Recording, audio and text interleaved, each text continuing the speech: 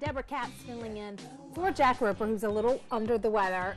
This is one of those like sicknesses that like you get and you can't get rid of. You know what I mean? Like, I know. It kind of lingers. Yeah, he was sick really all last week, you know, a little bit, and then it just got a little worse because Friday he was pretty bad. Yeah, I heard. I felt for him. He was not well. That kind of leads us to our question today. We wanted to know, is there anything that you do like at home? Do you have these home remedies or what do you do? We asked you on Facebook, and here were some of our responses that we got. The first one, avoid any precautions that you take to get sick. Yes, I keep my babies and myself away from sick people. Yeah, that's probably a good one to do. Smart one. Yeah, but sometimes you don't know, like you don't realize that you know, someone is getting sick. Bailey Cox uses essential oils. Oh. Okay, so sometimes you have that. And then Tabitha Ashley Hicks says obsessive hand washing.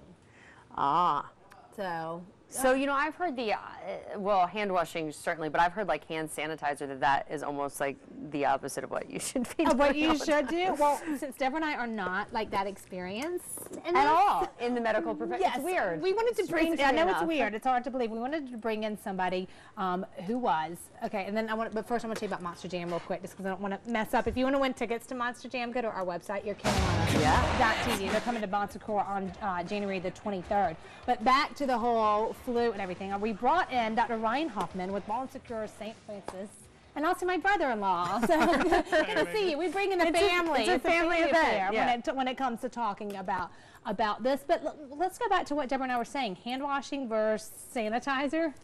Both of them are great. Hand sanitizer is easy. You can carry it with you. Yeah. My daughters each had 4 bottles on the way to school this morning. Lunchbox, backpack, pocket, obsessively hand washing.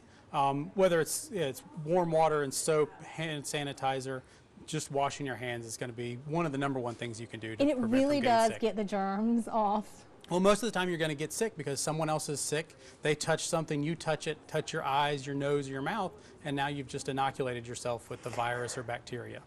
Well, I mean, you can when tell you use those words. Yeah, so you can tell he's a smart with the family. He's using words like inoculated and stuff. But, you know, we joke about that, but the flu is nothing to joke about. Like you were saying, there's a map that shows, you know, like a little bit. Now we are in the epidemic. Yeah, so over the last month, we've seen a tremendous increase in flu. The South and Midwest started it off, but now 45 states are reporting widespread influenza cases. Wow. Why? Is it like people not getting vaccinated or the vaccine's not strong enough? What? So I'm not sure why it started so early. Normally flu season doesn't start till February. The vaccine this year isn't an exact match. They actually pick what they're going to put in there the year before, so they're kind of guessing what's going to be around. And so there was some drift. There was some mutation in the virus, and it's not an exact match. Although the people that are getting vaccinated seem to have less symptoms, seem to get better faster, don't get quite as sick as people who aren't vaccinated at all. So if you haven't been vaccinated, that's another opportunity to keep yourself well. All right, so if you haven't, it's not too late. Because a lot of times I feel like, oh, it's after Christmas, we're okay, but it really doesn't start until... No, and flu season normally starts in February, so we may see another increase in flu season as we move forward. There's actually Bon Secours is doing a drive-through flu clinic tomorrow at the Bon Secours Wellness Arena from 11 to 1.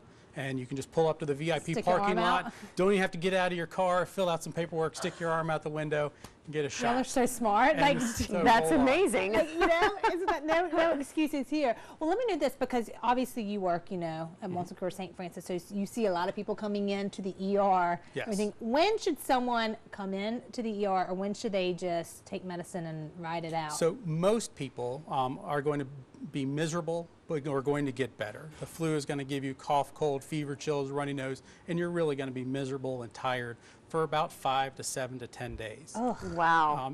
But most of those people can take Tylenol, Motrin, lots of fluids. You can try Airborne or vitamin C, which I think both of you mentioned. And you'll get better.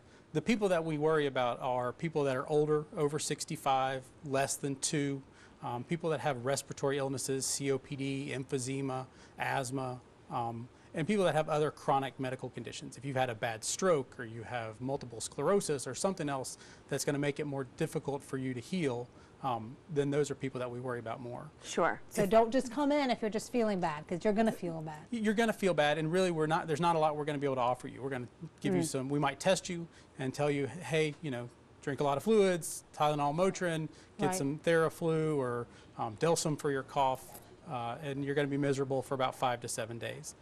The time I think people should come in is if they're short of breath, if they really just are coughing so much or they can't breathe, or that they're confused, they're just not making sense, or they're vomiting so much that they can't keep fluids down. Those are Right. the people that are sick and really need to They come to need the to come emergency in. room. Okay, last question, our last 30 seconds. When are you, so let's say you've had the flu, Mm-hmm. okay, either yourself or your children, when is it okay to go back into the public and be around people again, you know? So Very important question. the Yeah. flu is spread through droplets, so sneezing and cough. So cover your cough if you have been sick, wash your hands if you've been sick.